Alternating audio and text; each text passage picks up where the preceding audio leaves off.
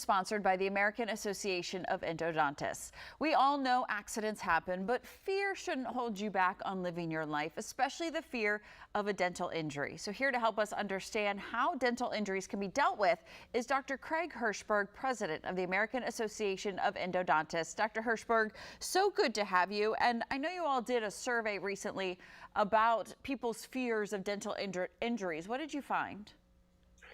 Well, Kristen, we were surprised to find that about a third of the people surveyed avoided playing sports out of fear of losing a tooth. Okay, so that fear was keeping them from doing something they enjoy. So it happens, right? In sports, it happens. So what is your advice for somebody that does get a front tooth knocked out?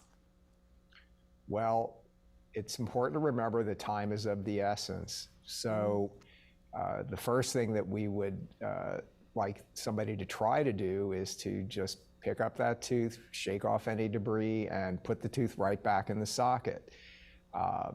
In this type of injury, it's important that the cells that are on the surface of the root of that tooth are kept alive. So the sooner that the tooth goes back in, the better. Now, understanding that sometimes people aren't successful in replacing the tooth into the jaw, or that maybe that's beyond their comfort level, then it's important to, seek professional help as soon as possible. But it's very important to get that tooth, to keep that tooth moist. And the very best thing that you can do is to place the tooth into a container of milk. And the colder that milk is, the better. And then seek the professional care. So you can then transport the tooth in the milk. Wow. Okay. I've never heard of this before. I didn't even think to put the tooth back in, but it makes total sense if you're trying to preserve it. Correct. Yeah. Okay. Good to know, Dr. Hirschberg. Thank you. When it comes to, how would you describe the difference between a dentist and an endodontist?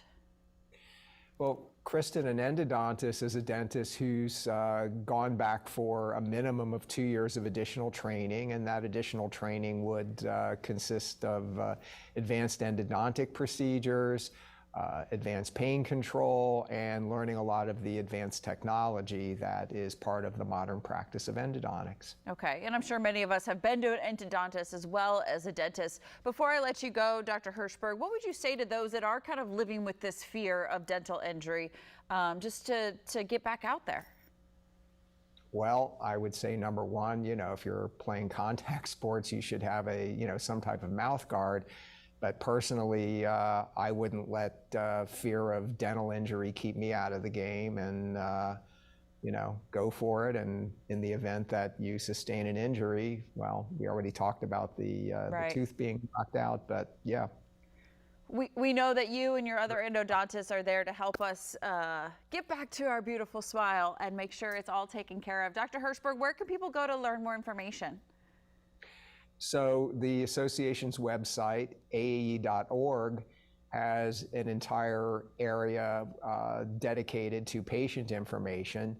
And in the event that you've sustained dental trauma, or if you are experiencing a toothache, you can go to findmyendodontist.com, and there's a great database there that can help you refer yourself directly to an endodontist.